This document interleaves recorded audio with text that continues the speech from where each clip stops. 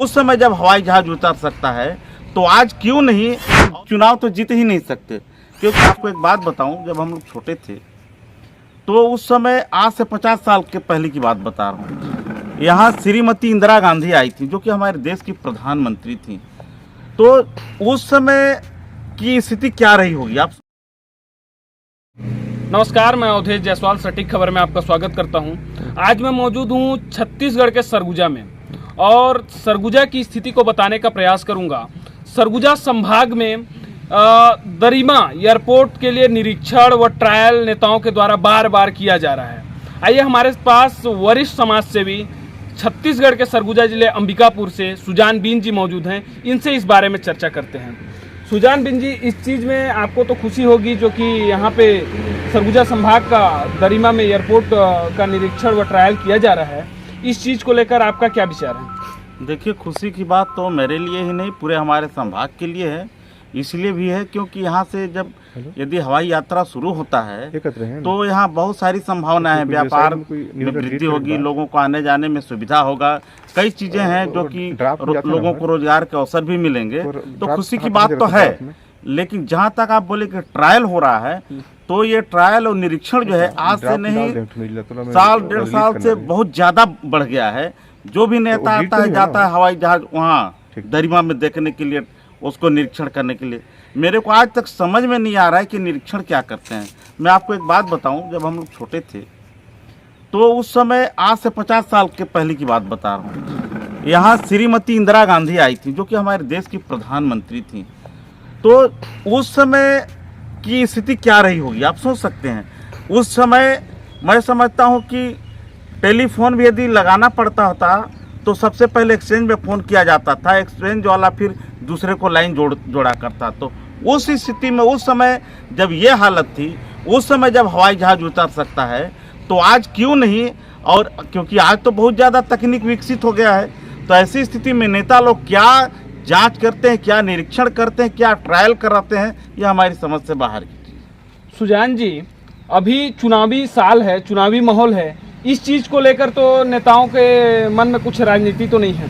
हो सकता है, क्योंकि क्या है कि अब इनका जो जिस ढंग से ये सक्रिय हुए हैं, और सरगुजा में आज से नहीं, सालों साल पहले से ही मांग है कि यहाँ पर हवाई अड्डा होना चाहिए, यहाँ से वायुयान उतरनी चाहिए।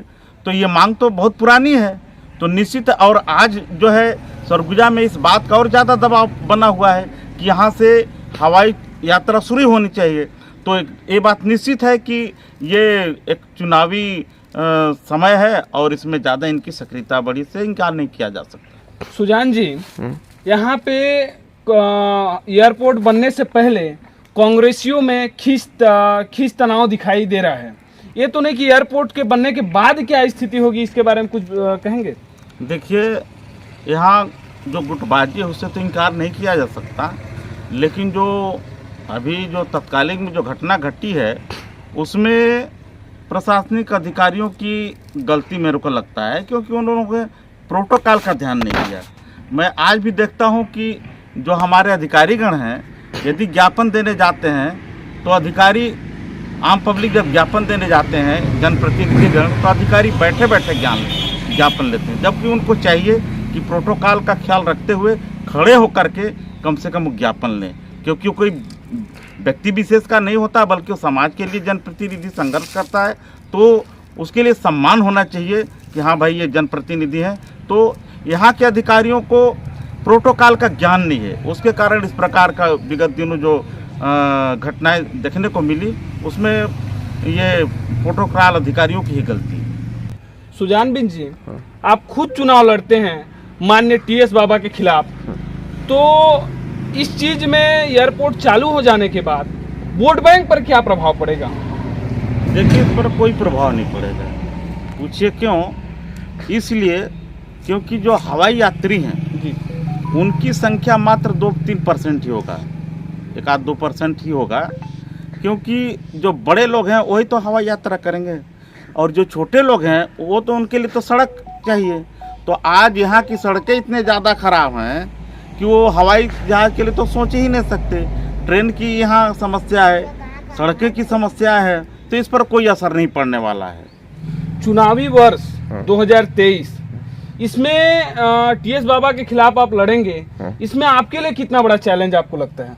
हमारे लिए कोई चैलेंज की बात नहीं है जी, क्योंकि हमारा जो उद्देश्य होता है राजनीति में यह है कि हमको समाज सेवा के उद्देश्य से हम काम करते हैं, क्षेत्र का विकास हो, इन उद्देश्यों को लेकर के चलते। इसमें चुनाव जीतने जैसी कोई बात नहीं होती सच पूछिए तो। और रहा सवाल ये जीतने की, यदि आप बात करेंगे तो हम चुनाव तो जीत ही नहीं सकते, क्योंकि चुनाव में इतने ज़्यादा पैसा खर्च होता है जो हमारे औकात से बाहर की चीज़ है। लेकिन हाँ, ये बात ज़रूर है कि लोगों में आज नहीं कल समझ में आएगा कि समाज का विकास होना चाहिए, क्षेत्र का विकास होना चाहिए, तो सुजान बिंद अवश्य एक दिन चुनाव जीतेगा, ये बात तय है।